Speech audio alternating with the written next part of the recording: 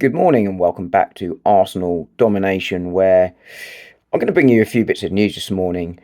But let's start off with silly season, shall we? It's upon us much earlier.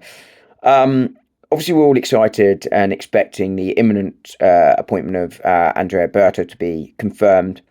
And with him, reportedly, will come some new targets to the list for Arsenal to consider this summer, in addition to the ones that the club and Jason Ito already have. I think you'd expect that, and I think that's a really good thing for Arsenal. Um, but I think with it will undeniably come a lot of fake rumours and reports that will come with it. And I think it starts off with the fact that Arsenal have a rumoured £300 million war chest. Now, I think Arsenal are going to have significant financial spending power this summer.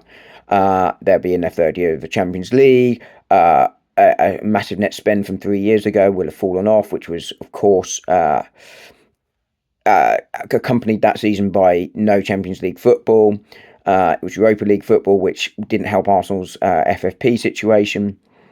And of course, we had a very quiet summer or season this year in terms of spending, and money generated was quite significant. All of that sort of points to the fact that Arsenal have a lot of money to spend this year, and I think the market looks far more ripe for transfers.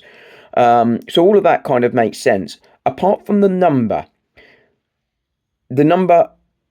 is rubbish, right? It's completely invented. Nobody knows how much Arsenal are going to have. Probably not even the club right now, because at this moment in time, we don't know exactly how much we're going to get in sales, who we're going to be able to sell.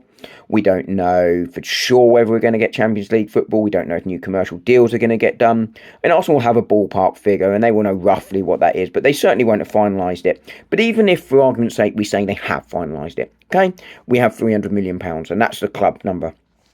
Why on earth would they reveal that to anyone ever? You wouldn't. It makes no sense. Partly because you don't know if you're going to need to be able to spend that, because you might be able to spend less and get your targets because you can negotiate better. Secondly, if you reveal that you have that much money, particularly when it's that much money and it's such a high number, suddenly the price for a £100 million player becomes 120, 130 million. A £30 million player becomes a 40, £45 million, because everyone knows you have money, and it doesn't help your negotiating position. I know there's frustration in the fan base about how slow Arsenal have been to get deals done in recent seasons, but with that has come, generally speaking, some very good negotiating where we have generally got the price down, or have paid what we wanted to pay, rather than being forced into significantly higher spending. There are some exceptions to that. Declan Rice, of course, we didn't really want to pay £100 million, but we did.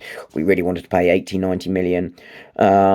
But you get the idea. Generally speaking, we have got players for around about the fee we wanted to pay from some good and patient negotiating. That undermines that if you reveal what your number is, personally. So, I expect Arsenal to have significant money. I think they will, but 300 million, it may be that, but let's not take that too seriously.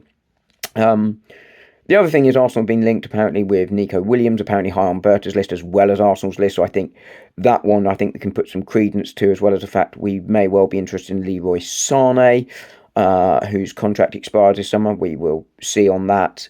But the other one is Bruno Guimaraes of Newcastle.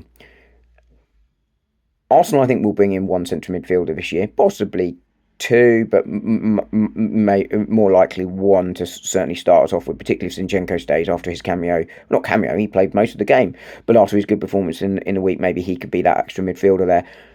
But the price tag at 60 million, I think, is for the birds.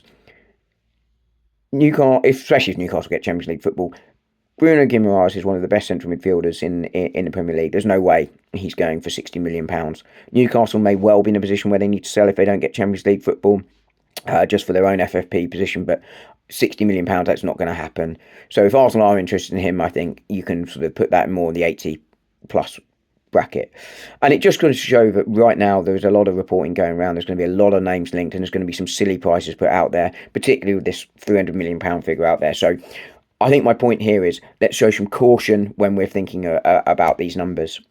So that's silly season dealt with. Let's just very quickly deal with the other bit of news today, which is Arsenal apparently looking at various stadium sort of expansion designs, whether that goes up or out. Arsenal considering several drawings by an architect apparently, and Arsenal apparently have rejected the opportunity to host Euro 2028 games, which would suggest that that looks like the timeline for where some of this stadium stuff will be happening. That's 2 and 2, could be equaling 5, but we will see.